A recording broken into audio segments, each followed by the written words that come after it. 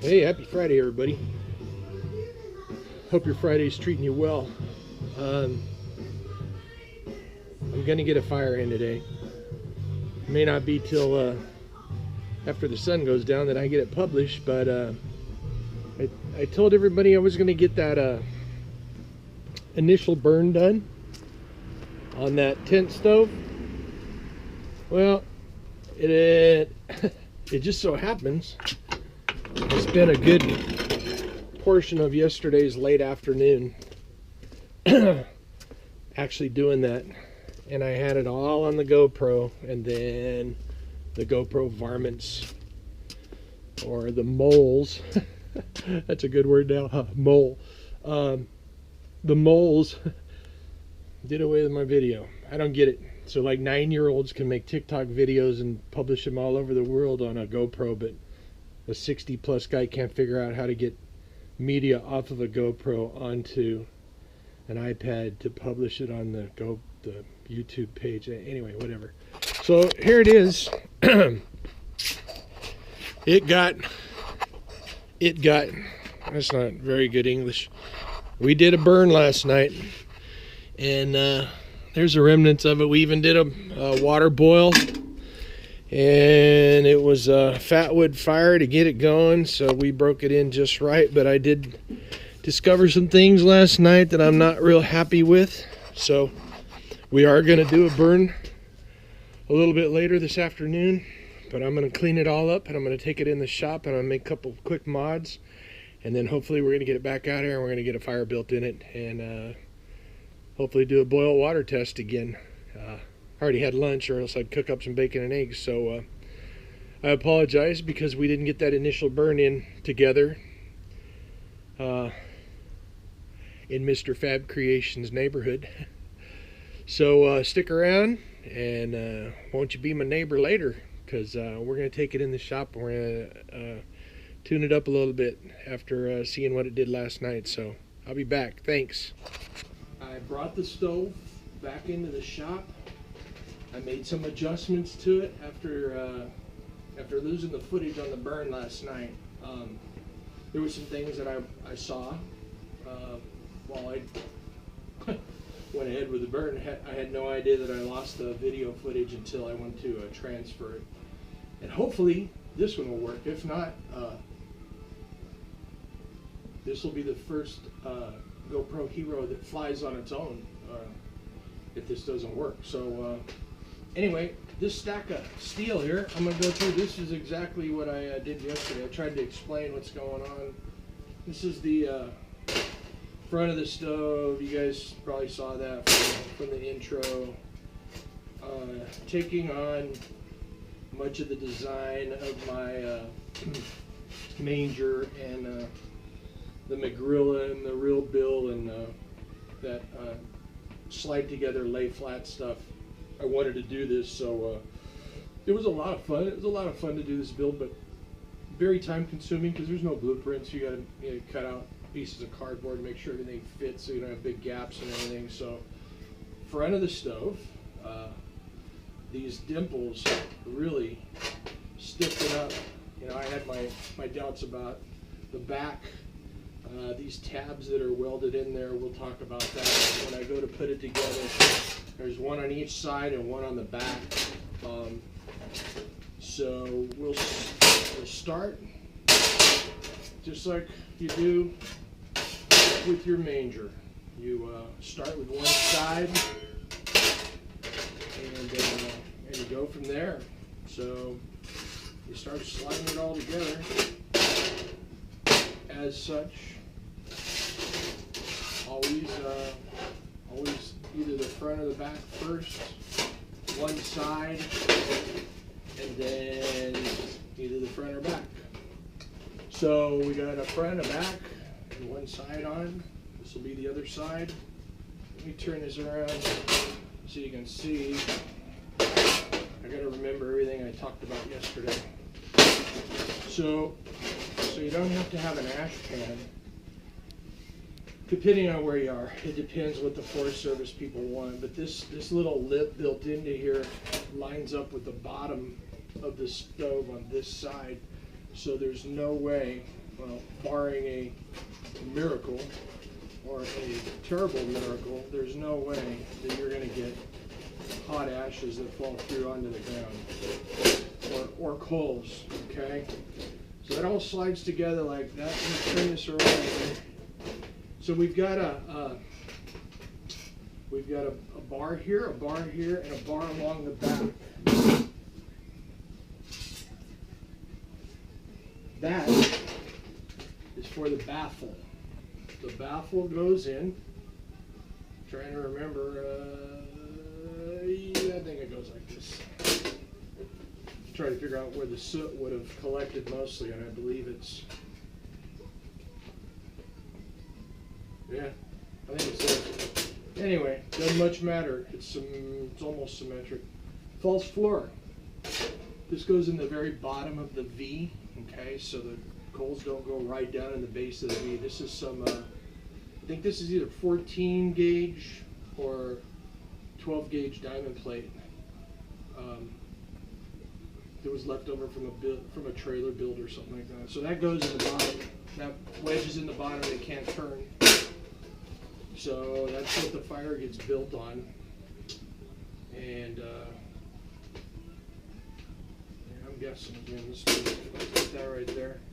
And then you got the top, and the flue goes to the back, of course. And then I put a plate on the bottom where the flue is. I rosette welded it there to add some stability, so depending on how tall your stovepipes are, it won't do a lot of flexing. Well, after doing the burn last night, I noticed that I put a canteen cup on it and tried to boil some water, and even though it's 16 gauge, because of the distance around the edges, I wanted to warp. I wanted to cup out. So, and you know, if a cooking utensil a vessel isn't flat against the surface, it's not going to be very efficient.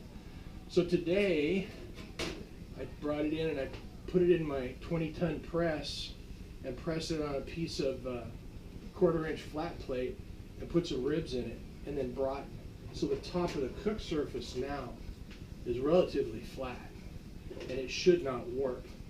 So the way this bad boy goes together is one side over here is at an angle. So you kind of wedge it in. You just wedge it in. Make sure that the tabs all line up. You wedge it in like that. And then I tried to build it as tight as I could as far as tolerances. That way, when you put it all together, there's an interference fit. So without really giving it a tug, this top doesn't want to come off, because there's no latches or anything on here that holds this on. It's all interference fit. So, and those are pieces of 1/2 inch that go around here that snug it all together and lock it in. And like I said, this is fairly flat now after putting those ribs in there. And hopefully it'll work well for dissipating the heat as well. So there we go. Fairly stable.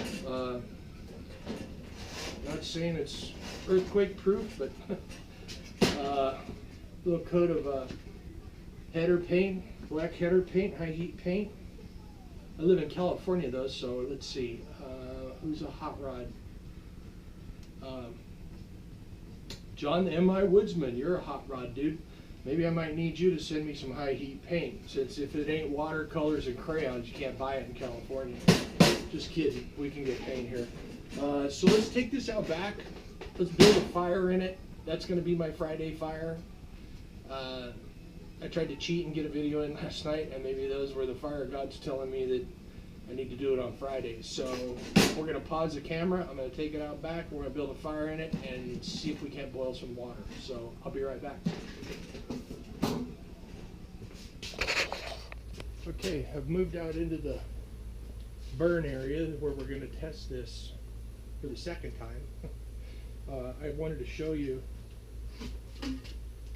this is just a piece of 3-inch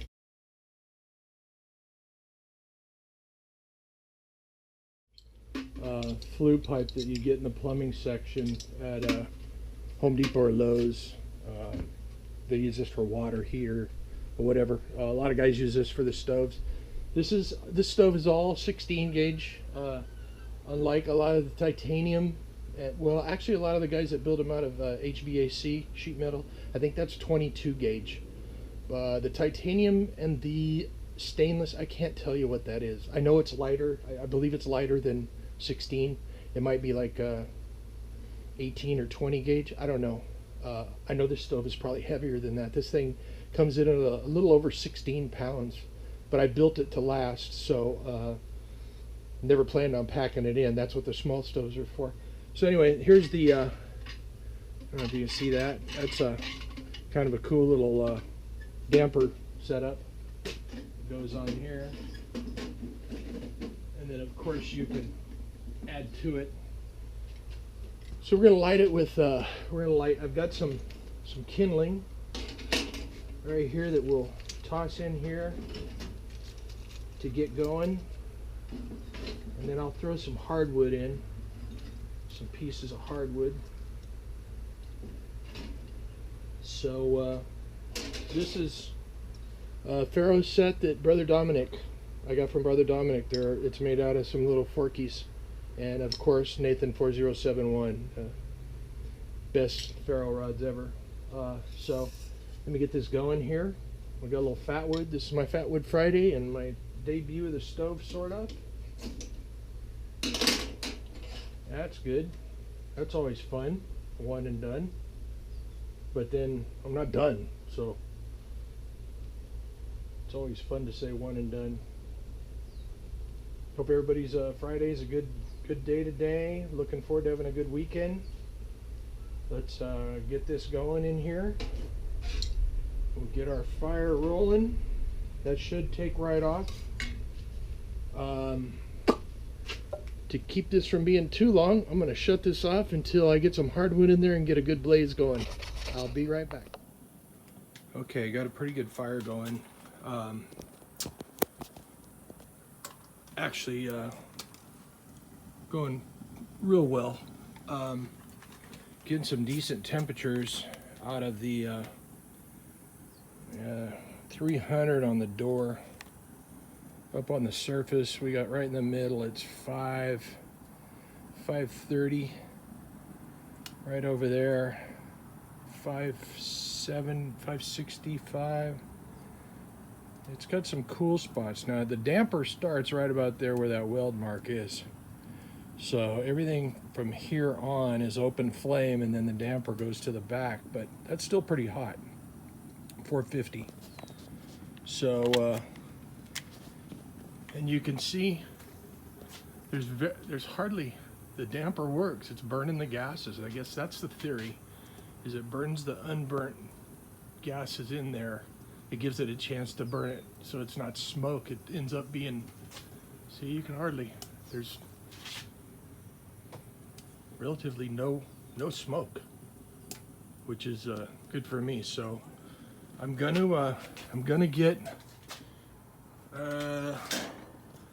we'll get this canteen cup in here, and I'll get 2 cups of water in it, and we'll get it on there, and I'll put it on the clock, and let's see how long it takes to boil. I'll be right back. Okay, got 2 cups of water, 16 ounces. Let's well, I'll since I'm using the phone, I'll have to log off the phone here and go to the GoPro, and we'll get the timer started on it.